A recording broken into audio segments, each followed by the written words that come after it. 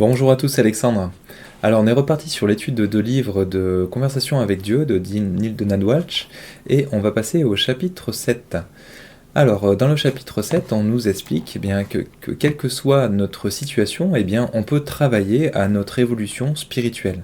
On n'a pas besoin pour ceci d'être riche, pour être capable de donner aux pauvres, ce genre de choses, parce qu'on n'a pas forcément besoin d'avoir de biens physiques pour ceci.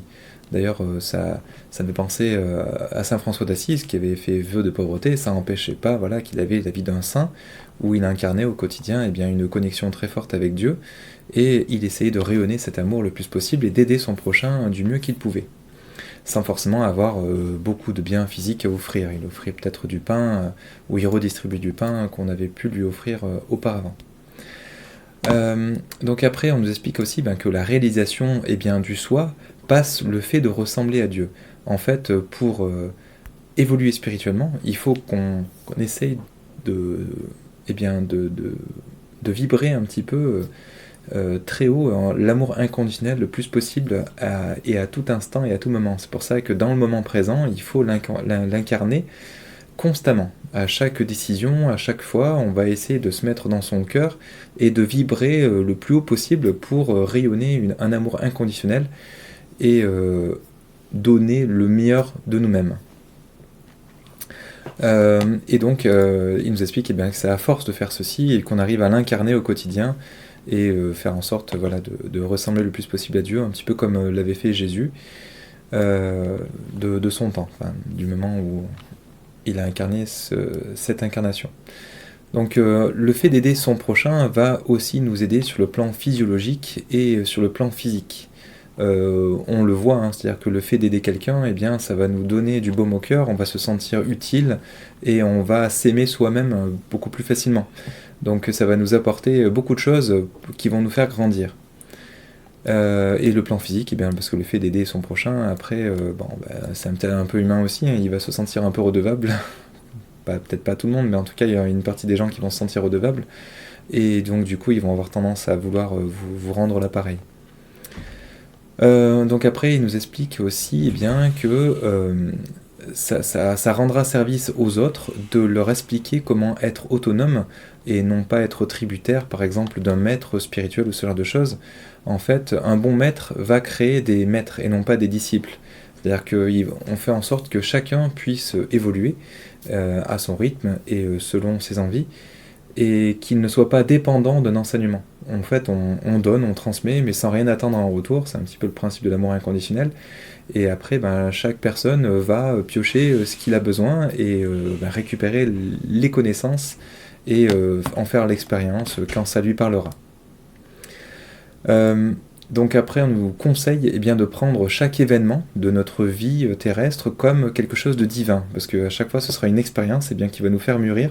Donc comprenez bien ce qu'il y a derrière cette expérience, et prenez-le comme un cadeau, une opportunité de grandir.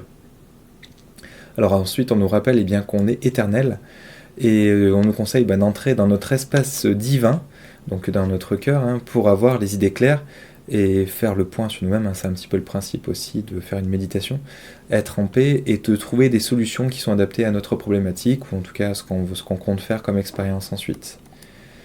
Là ensuite on nous explique que la vie découle des intentions qu'on a à l'égard de nos expériences et de ce qu'on compte faire. On nous explique aussi que la motivation est très importante dans la réalisation de notre soi et puis aussi de ce qu'on compte faire sur Terre, parce que sans motivation, on perd pied dans notre expérience. Par exemple, on peut perdre notre emploi parce qu'on a moins de motivation à aller travailler, et donc après, derrière, on va préférer quelqu'un d'autre à nous sur le même poste parce que on a perdu tout simplement la motivation, du baume au cœur pour aller au travail. Peut-être tout simplement parce qu'on est en fin d'une expérience qu'on souhaitait vivre dans le cadre de cet emploi, tout simplement.